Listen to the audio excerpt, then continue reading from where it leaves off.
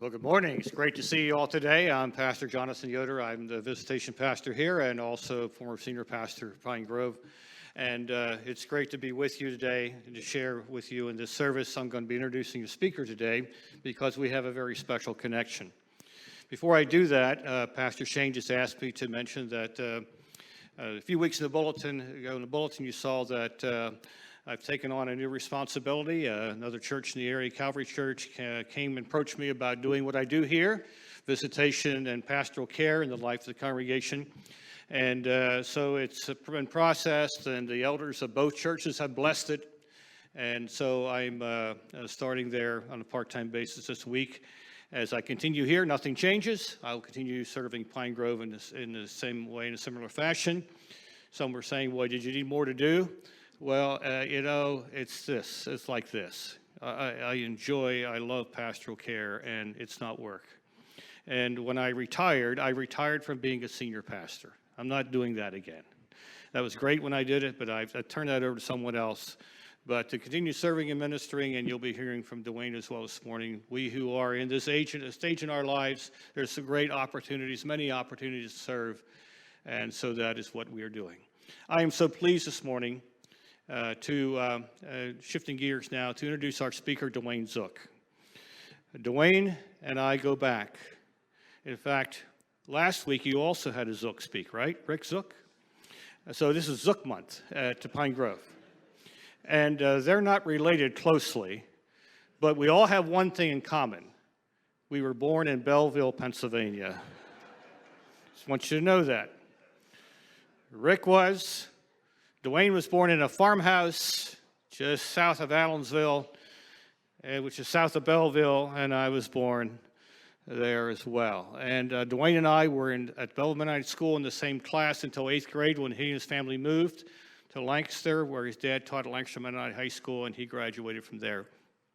And so we go back to those days. And in 2020, at our 50th class reunion at Belleville Mennonite School, he was there with his wife, Jeannie, and we reconnected. We knew about each other and what we've done over the years in ministry, but we reconnected.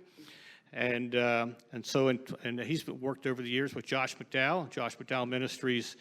And I knew that, and so I said, can we get Josh to come to our AMAC conference? He said, sure, we can make that work. And so in 2022, in the fall, Josh was our keynote speaker. Josh McDowell is now 85 years old. He'll be 85 next month. A great apologist, great Christian leader. And his book, Evidence in Man's Verdict, still is relevant today, if you've never read it. And Duane has been involved in his ministry for over 40 years, so almost 50 years. And service, and you have that in the biographical sketch in your program, your bulletin. Please read that. Again, the only thing wrong with that information there is it doesn't say it says he grew up in central Pennsylvania. He grew up in the Belleville, Pennsylvania area. He just needs to change that. And just one other thing I just want to mention is that we just need to serve where God has placed us. My dad was a pastor in the Belleville area for over 50 years, and he was very influential in both Rick Zook's father's life, Mark and Gloria Zook, and they're going to the mission field. He was also influential in Duane's life. And so just to see how God said to Duane this morning, we come from a real humble background. We're so grateful for how God has led over the years and the ministries we get involved in. Duane and his wife now live in Tyler, Texas. We were there in April visiting another friend we have there. We had breakfast with them. I said, when are you coming to Pennsylvania? His family here in Lancaster. He's here, and he's coming to share with us. Please welcome Duane Zook. Thank you. Thanks.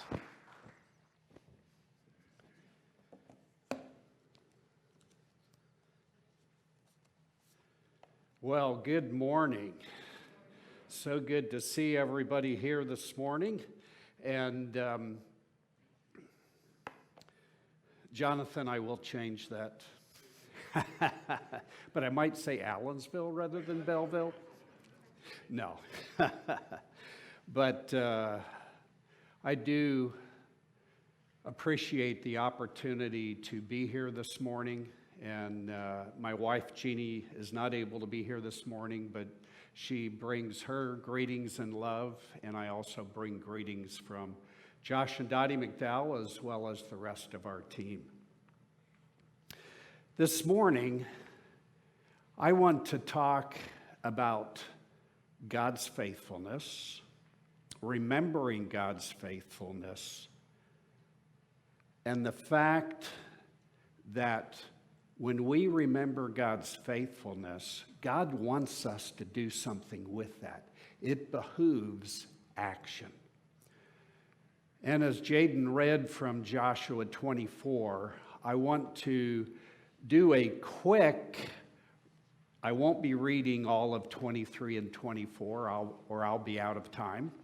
But I want to hit the highlights of those chapters and then talk a little bit about the importance of what Joshua had to say.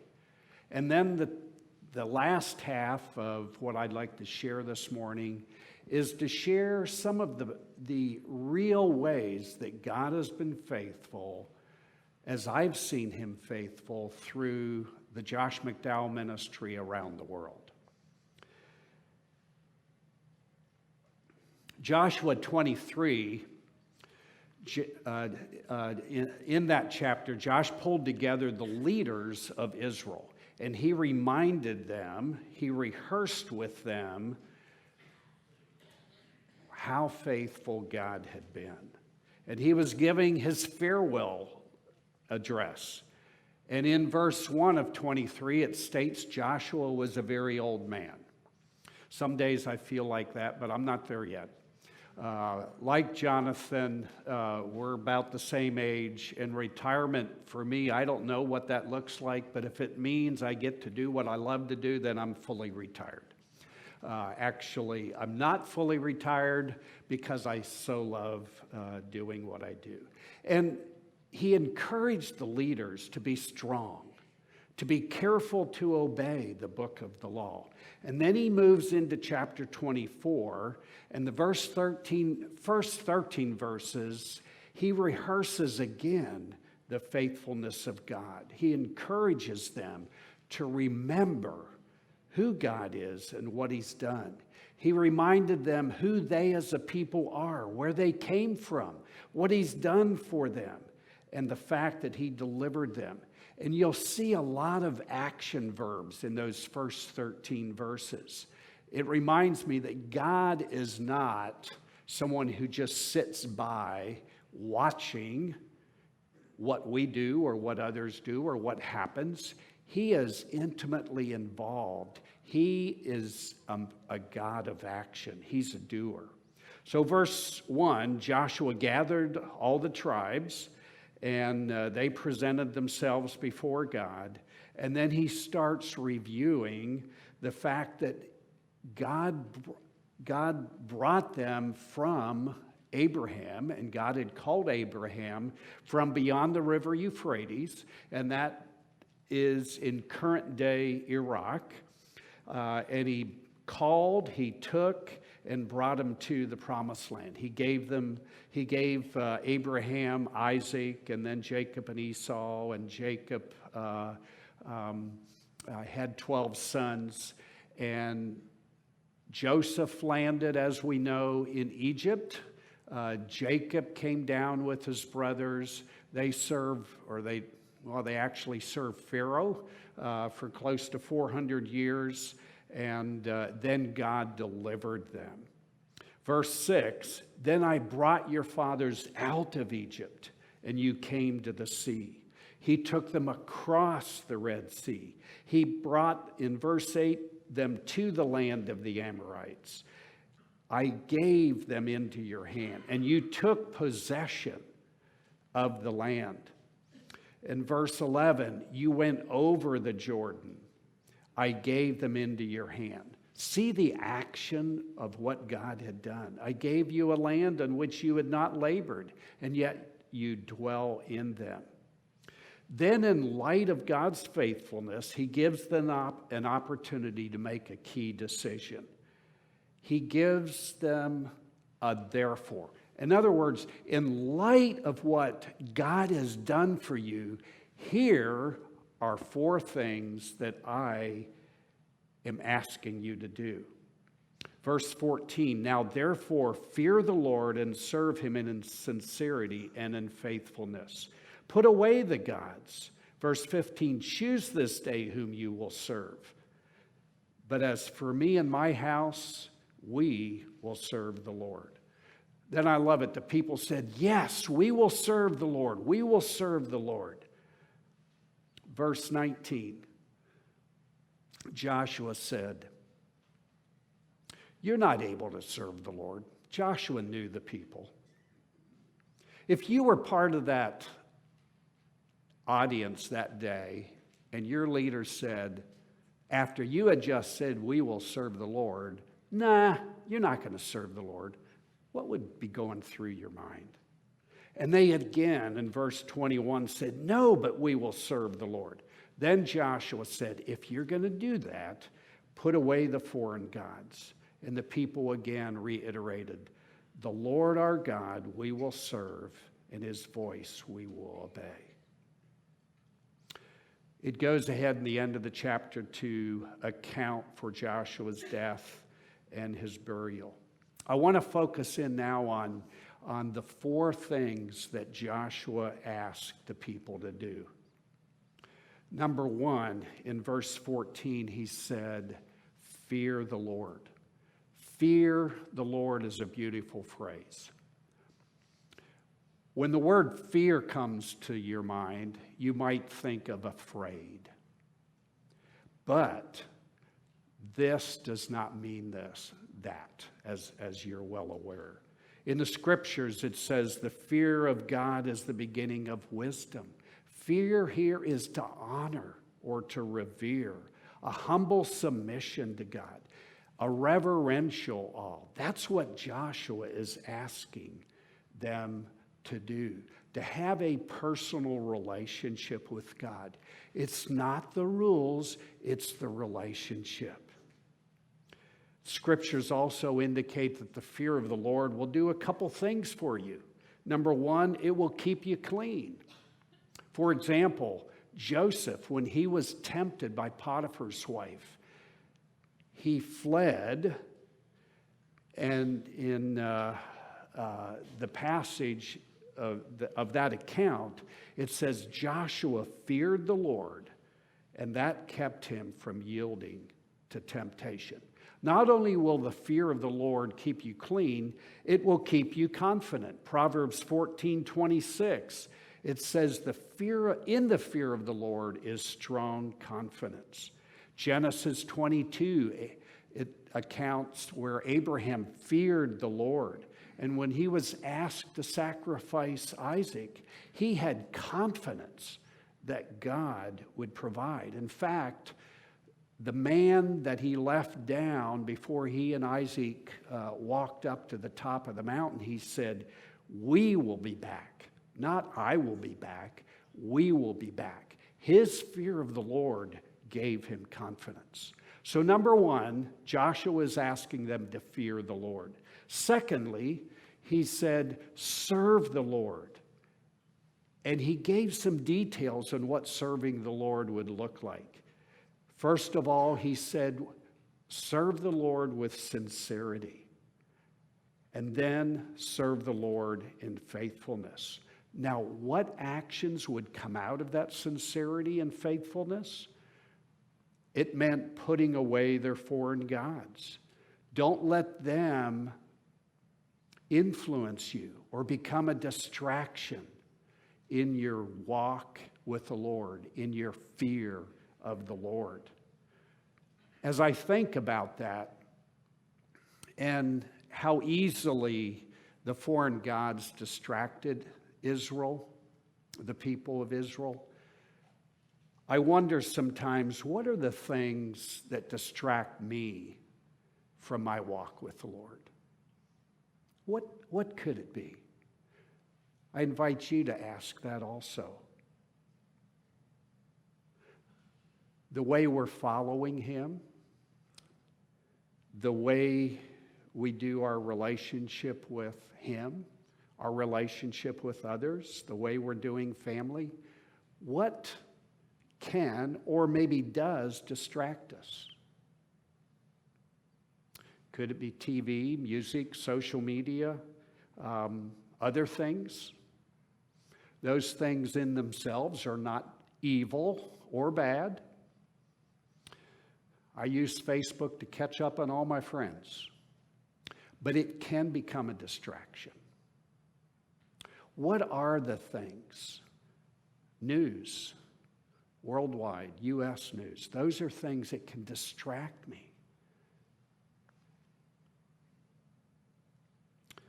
So the number 2 was serve the Lord in 2 ways, with sincerity and in faithfulness. Number 3, choose this day whom you will serve. Joshua is asking them to serve right. Principle here is that Joshua hoped that his choice would impact them. He had indicated, for me and my house, I will serve the Lord. He was modeling that. He was challenging them to make this personal choice of serving the Lord. He probably was reflecting back in his time when Moses was alive, an account in Deuteronomy 6:4, when it says, love the Lord with all your heart, your soul, and strength. Joshua knew this from early on. And right after that, in verse 6, the scriptures say, and these words that I command you today shall be on your heart. You shall teach them diligently to your children. This is God's pattern for passing on God's truth, the truth about God, the faithfulness of God. That's a challenge to us. How are we doing in passing on God's faithfulness from one generation to the next? Parents to children, grandparents to children and grandchildren. How are we doing? The world needs people like you and me to pass on our faith. Well, not only the faithfulness of God, but our personal relationship with God to others. We need men and women, grandpas and grandmas, boys and girls, who make the loving the Lord with all their heart, all their soul, and all their mind, practical and visible. We get to be partners with each other in doing this. And in the New Testament, we also get to be partners with God. When I think about me and us being a partner with God, I don't know how that strikes you, but it's like, whoa, God invites us to be partners with him. Joshua, his last words were to serve the Lord. Choose whom you will serve. I think we may not have foreign gods in our lives like the Israelites did, but we might have distractions in our lives that affect our following him.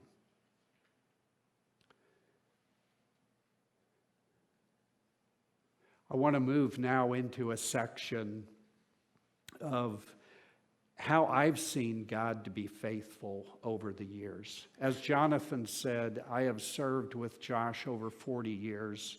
My first 15 years was traveling with him, assisting him, and we saw so many things that God had done. One of the things that we saw God do was open up opportunities in the former Soviet Union. We went to Russia and Ukraine in 1989, and before the wall had come down. Out of that came a project called Mission to Russia. Out of that came a project called Operation Carelift. And from that, in 2003, Operation Carelift split out and became Global Aid Network, which is now unto. And Gerald Moeller, who many of you know, and I got to serve the Lord together. Josh and crew asked my wife and me to start and lead Gain, and we did that for 8.5 years, turned it over to someone else. Then a good friend of mine who had served in the Air Force for, I think, 30 years came and said, "Hey, how can I help?"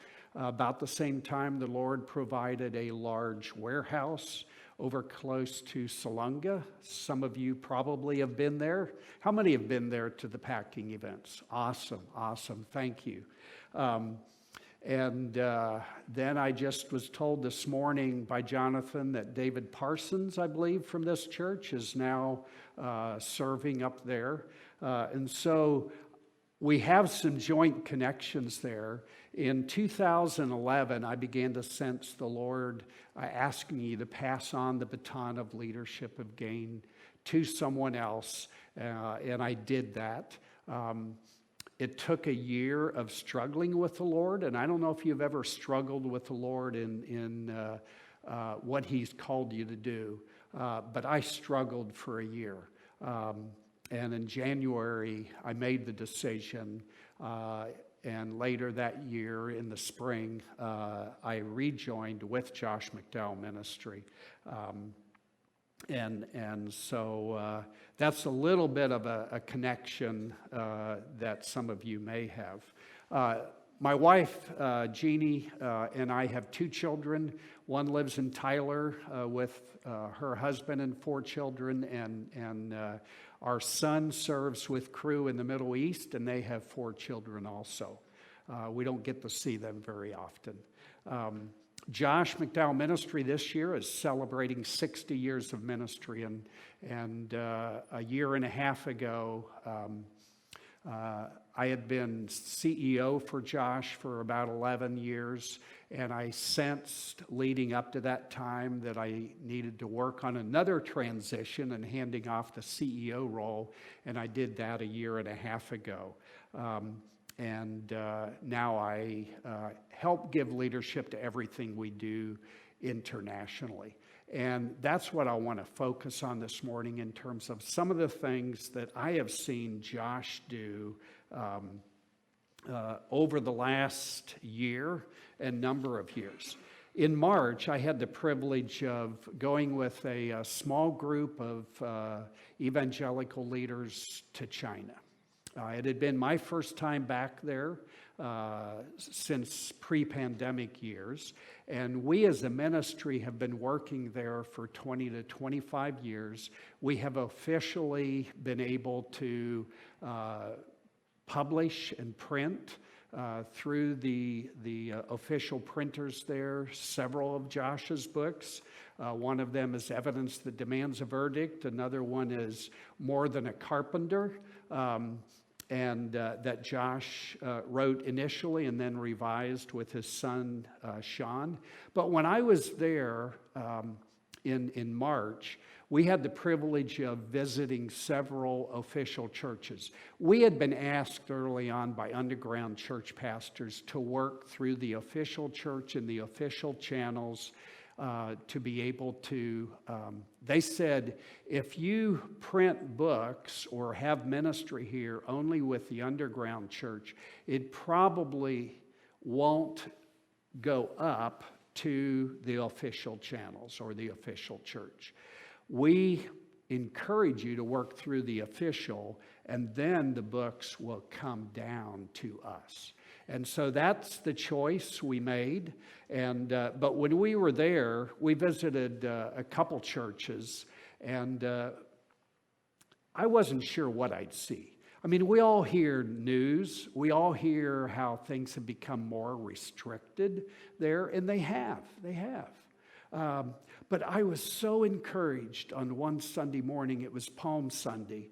The church was packed. We were up in the balcony. They gave us a headsets for a translator, and there was standing room only. And the pastor preached straight from the scriptures. It was very biblical. I was so encouraged. Yes, there were multiple cameras in the church. There were people taking notes from the officials. That's the reality. And yet, this group of people was honoring God. They were singing hymns that morning. Most of them came from the West, but there was one, sounded like the hymns we sang this morning, but it had a Chinese composer and author. At the end of that service, all of a sudden I saw people get up out of their seats, walk down front. There was a place for them to kneel, and it was filled with people praying.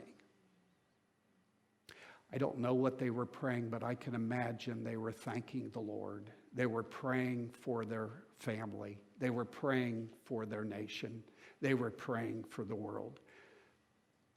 We visited several seminaries. We have the opportunity to give about 4,000 graduating seminary students each year a set of Josh's books.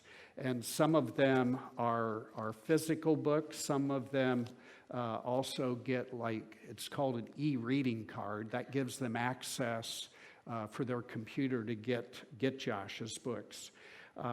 As I talked with some of the seminary professors and a couple of the seminary presidents, when they found out I was representing Josh McDowell Ministry, they immediately took me to their library and showed me evidence, that demands a verdict, and showed me More Than a Carpenter and some others. And they said, Evidence That Demands a Verdict is one of our best, if not the best, resources we have to the heresies that are coming into our nation. And when I ask pastors and professors how do they deal with everything going on, their answer was, we just do. They understood, I think, what Joshua said, choose whom you will serve the Lord. They understood that. We need to continue to pray for the people of China, our brothers and sisters there. It is getting more difficult. But God is a faithful God, and God will reach many, many more people with his gospel there. From there, I went to Hong Kong and met one of, I would say, a hero of the faith. Her name is Josephine. And she had heard Josh about 12 years ago, and she was in the midst of a personal crisis with her teenage daughter, who was acting out, threatened suicide, on drugs, on alcohol, and she didn't know what to do. In the context of that, she came and listened to Josh talk about how to build relationships, family relationships that transform. And he shared 6 A's that can transform your life as a parent with your children. And she, from that, developed an organization called Character City Hong Kong. And she has taught the 6 A's seminar now over 1,000 times in the last 12 years, has trained 120 facilitators. Let me move around the world to the Middle East. We have seen God do so many, many things in the Middle East. In North Africa, there is a man, he's an American who has a team of nationals as well as Americans reaching college students. And last year, he reached out to me and said, wanted to let you know that we are sending a group of our staff and students to a neighboring North African country as a way to encourage the staff and students there, but also an outreach to university students there. And he said, one of the things we do is we train our students and staff 6 to 8 weeks using a book that Josh wrote, 77 FAQs. And he said, we walk through that so that they can help answer people's questions when they get there.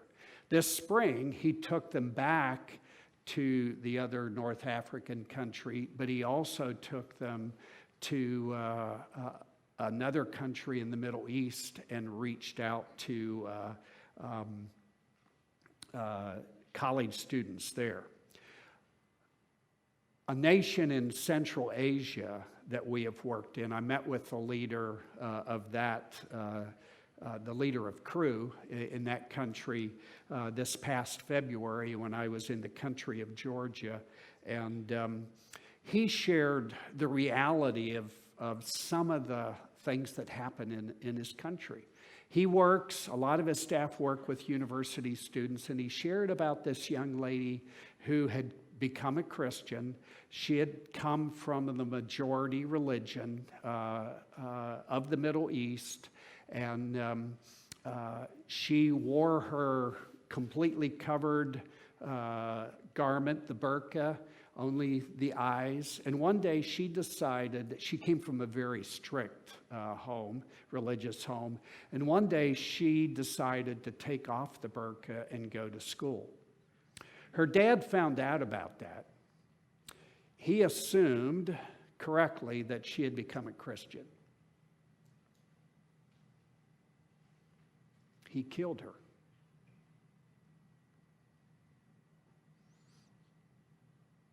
That's a shame culture. He felt like that was a direct reflection upon him. It's horrible to share that and to think about that. But the director I was speaking to said, Duane, one of the things that we have heard that has come out of that is that God worked through her murder, and many are coming to Jesus. They are coming to Jesus because they saw the changes in the life of this young lady. Plus, many people, because of what happened, have begun asking questions about their faith.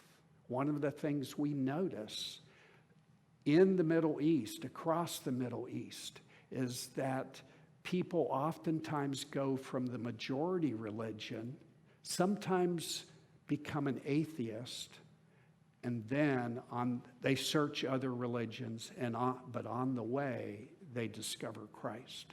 Oftentimes in dreams. I could tell you story after story about how Christ has appeared to people in dreams, and they've come to faith. Generally, by meeting another believer or reading the scriptures.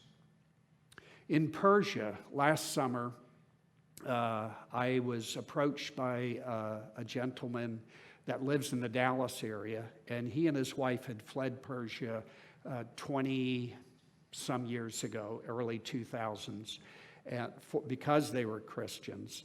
He settled in Turkey and then moved to the States. And he said, Duane, can we have permission to print More Than a Carpenter in Persian, as well as one of Josh's other books? And I said, well, tell me more. And then he said, and we have been working there, but more from the outside, getting in SD cards or working through other partners, satellite TV and so forth. And he shared next, he said, Duane, something that we're able to do is print inside the country. Now, this country happens to be where the church is growing the fastest in the world. Only underground. It was forced underground, I don't know, 10, 15 years ago.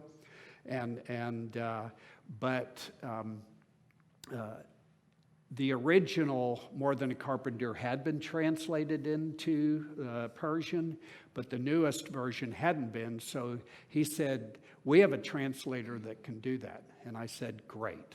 So they wanted to print 5,000 of both books for a Christmas party that they were going to have. He had a network of 850 underground churches that he distribute the books through. And he shared how the young lady who translated More Than a Carpenter, her dad was also an official translator. He was not a Christian. He was of the majority religion. And she went to her dad after she translated the first chapter and said, hey, Dad, I've been asked to translate this book. It's a Christian book. I'd like for you to check my translation. And so he looked at it and made some comments. But after reading the first chapter, he said, hey, I want to read the rest of this book. I don't know what happened there, but I know that we have been certainly praying for him. I could go on and tell more stories of how God is working through a book, the Right Choices Bible, that we've been asked for 1 million copies for the Coptic Church in Egypt, and many, many other stories about how God has been faithful. Now, in closing, we saw the faithfulness of God in the Israelites' lives. I've shared a little bit about how I've seen God be faithful through the years through Josh McDowell Ministry. I know that God has been faithful to each one of you here too. I encourage you to reflect on God's faithfulness and then say, how do I pass that on? Whether it's your personal faith or remembering what God has done and sharing that and rejoicing on what God has done. Thank you again for the opportunity to be here. God bless you, and look forward to chatting with some of you later.